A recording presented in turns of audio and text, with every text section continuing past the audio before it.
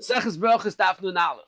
The Gemara before on Daf Nun Aleph Beis is a shayla if someone forgot and he had to make a bracha and he has food in his mouth. What does he do? And the Gemara brings three brises. The Gemara says it depends. If it's mashkin that you can't spit out, then you could swallow. If it's food that won't get moist, you should take out. If it will get moist, you should put it on the side of your mouth.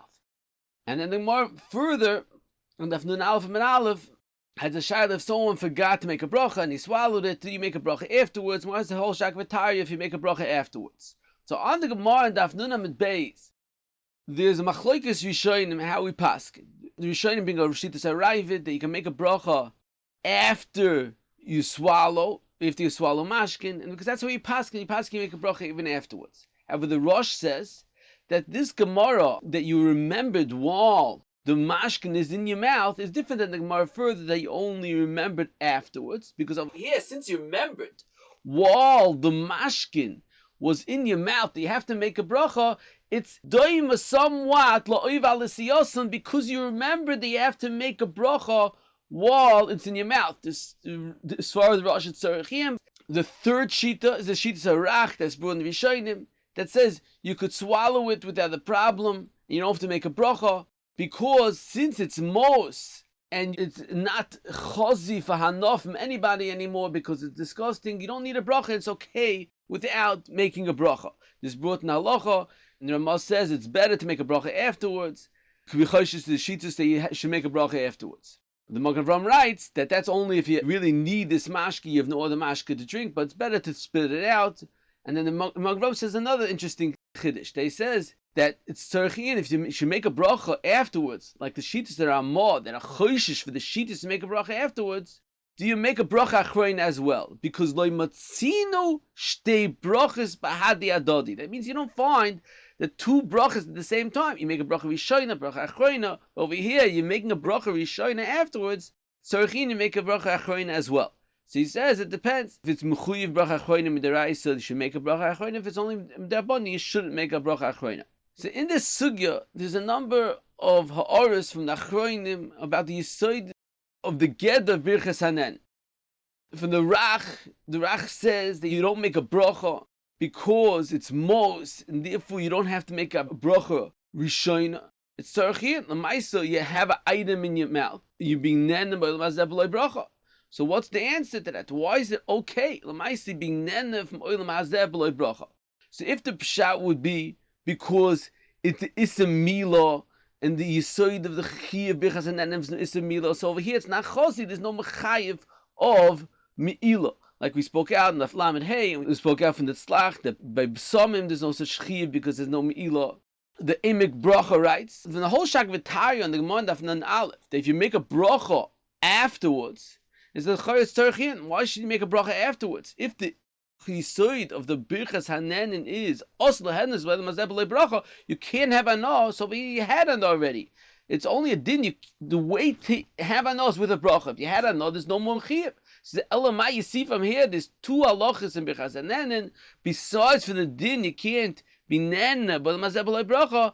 There's also a chayvas bracha. According to him, you have to know. Let's say according to Rebleib says we spoke on Daf Lamed Hey, that on the Shakalni B'Dvor, it's not a choives bracha, it's just a din, you can't be nenabel mazeh b'lo bracha. We spoke about Rosh Shlomo that says that on Tofel, it's only a din, you can't be nenabel mazeh b'lo bracha. So according to that, in Echanami, it's pashat l'chay afterwards, you don't make a bracha. And Emek bracha fears ois, that's tzarech and then less than the shear kizayis, that if din is no choives bracha, it's only a din, also ends by mazeh b'lo bracha, l'chay it should be pashat that you shouldn't make a bracha afterwards. One more interesting aura in this topic, Rabbi Kamenetsky in his Sefer Emes Liyakiv writes, so what's the Mara Shak V'Tarya? The Mara has a Sahava Mina that once you didn't make a bracha at the beginning, you shouldn't make a bracha and you can be able to continue eating, and the Mara says it can't be, you can't continue eating. So he says that the idea is that the Gemara, the Yisoid of Birchas Hanenin is because also the Hanes B'Lem Mazeh B'loi bracha. And b'yisoida, you can be yotze with the bracha afterwards. But the reason why you can't be yotze with the bracha afterwards is because we're scared you're not going to eat a shear. If you're not going to eat a shear, you have to make a bracha before. But over here, you already started eating, and you have already a chiyuv bracha achroina. So Mela, there's no more chiyuv bracha rishonah, you can continue eating. That's the most havamina v'ayin sham. The Gemara brings a raya that you can make a bracha after you finished eating something from tefillah, that you make a bracha after the mitzvah. And the Gemara says, no, over here, mikar gav chazi, over there was gav mikar loy chazi.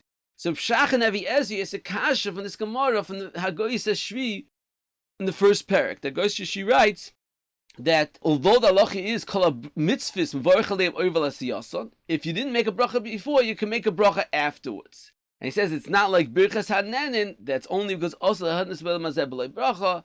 Over there, the whole bracha is before, and you can't make a bracha afterwards. So, effective pshach, it's unfortunately more not like that. The Gemara over here is being a raya from birchas hamitzvahs to birchas hanenin, and it's how could the guy say shvis that say that's intrinsically different, and only by birchas hamitzvahs you find you make a bracha afterwards, and not by birchas hanenin. So Pshach says a chiddush to explain the Gemara that the Gemara over here is only discussing not the ikar din mitzvah. The ikar din mitzvah, like the Goy Shri, it's different. However, the Gemara is discussing in the situation when you couldn't make a bracha before, either because a tefillah that he was a goy, or over here because he forgot to make a bracha. So over here, the question is, should it be a new chayvas bracha? And on a new chayvas bracha, there's no in of tchiyah, because the new chayvas bracha is by definition afterwards, and that's the Gemara compares the same way by tefillah. There's a chiyah bracha afterwards. Who adin by birchas hanenin? There should be a bracha afterwards, and that the Gemara says no, that it's different. Ayin sham oid b'pshach b'arichis b'zeh. The Gemara says further that there's 10 things you need for a koshel bracha. One of them is ituf. Ituf, the Beis Yosef brings in Ruchim, that means that you have to cover your head. On that, the Beis Yosef asks, what's the chiddush mesuyim to koshel bracha that you have to cover your head? It's the chayah loch in any bracha that you can't say a bracha begili rosh. So what's mesuyim over here by koshel bracha? On that, the Ramon Dakim Moshe writes that the chiddush over here is even the shemeya, though someone that's listening to the mevorich on kiddush, he also has to have his head covered. On that, the Bach asks, well, even that, what's the chiddush? The shemeya also, since he has to go to al shemeya ka'oina, he has to have his head covered, and he has to answer amen. So the Bach says it means an extra covering l'kvoidi shel mitzvah, not the yarmulke. This Darkei Moshe is tzarich. What's the pshat? Why should there be shemeya not need to cover his head? Why is the shemeya different than the mavarich that he has to have his head covered? So you see from this Darkei Moshe that he's learning that the gather of shemeya ka'oina is not the pshat like the Beis Halevi, that the shemeya as if he spoke out himself. The gather is like we spoke out on Daf Beis, that the Chaznish learns that the shemeya stellt sich zu to the bracha of the mevarich, and since the mevarich had his head covered and he's just stelling zu to that bracha, he does not have to have his head covered, which is very good. The Ramah L'Shitosai, we spoke out in Daf Mem, the Ramah says that as long as the mevorich wasn't mafsik between his bracha and the betzia, it doesn't make a difference if the shemeya, it's not ma'akiv, if the shemeya was mafsik. But it's tzarchian b'zeh. The Torah, and it's passing Shulchan Aruch in Yeridea, Siman Aleph, that says that a sheichet can't shech when he's orum, and the Noisei Kalim right, the same way he can't make a bracha himself, he also can't be yotze with shemeya ka'oina because he's orum, and it's tzarchian. If it's just a shmiya, and the way the Ramah is learning that the shmiya doesn't have to have a kisi roish, why can it be orum as well? It sounds like from over there, it's as if he's being mevarich himself.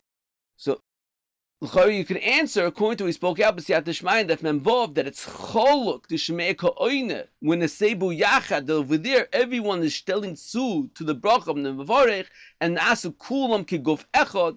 So over there the shemeya is just being yotze with the bracha of the mevarich. However, by birchas hamitzvahs over there goes to, like the Beis Halevi writes, that the shemeya is if he's speaking out himself. So over there is halacha that it can't be orum, because if he's saying his bracha himself.